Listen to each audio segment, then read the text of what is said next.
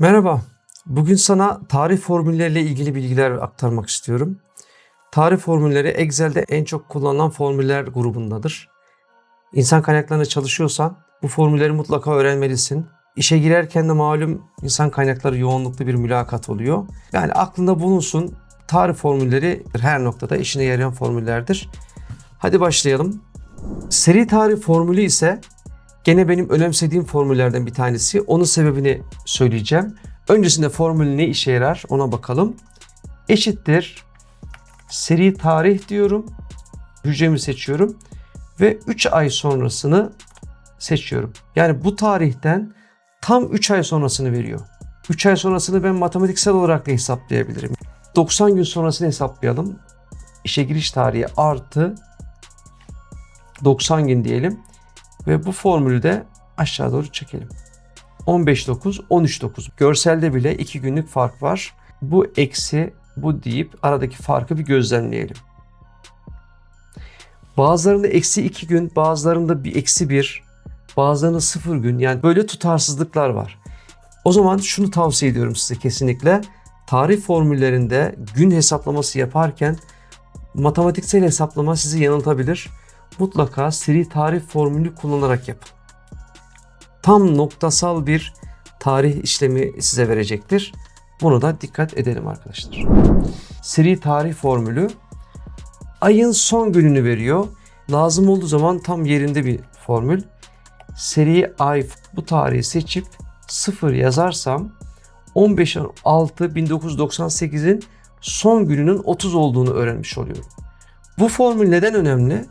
Bazı işlerde tutarsızlıklar vardır. Tarih formülleri her zaman 1 ay 30, 1 ay 31, 1 ay 28 çekmesinden kaynaklı tutarsızlık gösteriyor. Mesela 4 yılda bir Şubat ayının 29 mu çekiyordu? Öyle bir şey vardı.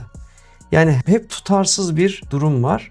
Seri ay formülü ayın son günlerini tespit edebiliyorsunuz. Başka seri ay formülünü tekrar seçip bu tarihi seçip eksi 6 yaparsam bu tarihten 6 ay öncesinin son gününü veriyor. Bir de seri ay diyelim. Bu tarihin 12 ay sonrasıysa, yani 1 yıl sonrası içinse 12 dediğimde 1 yıl sonrasının son gününü veriyor. Bunlar da aklınızın ucunda kalsın arkadaşlar. Bir formül grubu daha var tarihlerde. O da şu.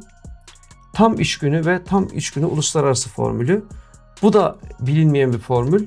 Elimizde pazartesiden pazara günler var. 22 Nisan pazartesi, 28 Nisan pazar. Siz şimdi teknik servise bir telefonunuz arızalandı, telefonu verdiniz. Ne diyorlar size? 30 iş günü yasal hakkın var. O zamana kadar beklemek zorundasın.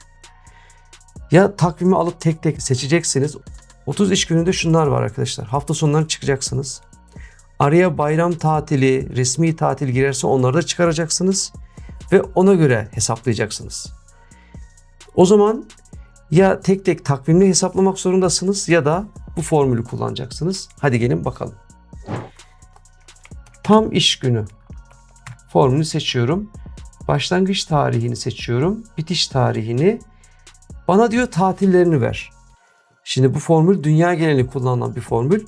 Amerika'da Cadılar Bayramı gibi tatiller varsa Türkiye'de buna göre tatiller farklı olabilir. İnternetten, yapay zekadan destek alarak bu yıla ait tatil listesini 2 kolonlu isteyebilirsiniz. Hemen size onu da kolay bir şekilde göstereyim. 2025 yılına ait bayram ve resmi tatillerin listesini Excel'e yapıştıracak şekilde 2 kolonlu olarak ver yazıyorum. Yazdım hatta, bakalım bulacak mı? Evet, 2 kolonlu olarak buldu. Kodu kopyala deyip buraya yapıştırırsam tam istediğim formatta 2025 yılında vermiş oluyor. Biz 2019'dan örnek verdiğim için 2019'u kullanalım. Arada 23 Nisan var, fark ettiniz mi? 23 Nisan'da resmi tatile giriyor. Bana bu iki tarihte neyi verecek?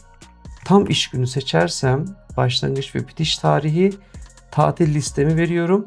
Arada 23 Nisan'ı görüyor ve bunu da çıkaracak bize. Tamam dediğimde hafta sonu düştü ve 23 Nisan'a düştü. 7 günden 4 günü bana göstermiş oldu. Bir de bunun kardeşi var. Tam iş günü uluslararası diye geçiyor. Bir de onu yapalım. Tam iş günü uluslararası diyorum. başlangıç ve bitiş tarihini seçiyorum ve bana bir seçenek fazla verdi. Bu ne? Hafta sonu diyor. Yani benim biraz önce hafta sonu cumartesi pazarı seçmişken, bu arada bu da Türkiye şartlarında cumartesi pazar tatil olduğu için bunu seçmişti. Burada hafta sonunu ben kendim belirleyebiliyorum. Mesela sizin resmi tatiliniz çarşamba ya da sadece pazar tatiliniz var. İşte buradan onları seçebiliyorsunuz. Diyor ki eğer 2'yi seçersen pazar pazartesini tatil sayarım diyor. Ona göre bayram tatillerini de ayarlayacak. Salı, çarşamba, cuma, cumartesi benim yalnızca pazarım tatil olsun. 11'i seçiyorum. Yani sadece pazar tatil. Sonra gene tatillerini bana ver diyor. Bunu seçiyorum.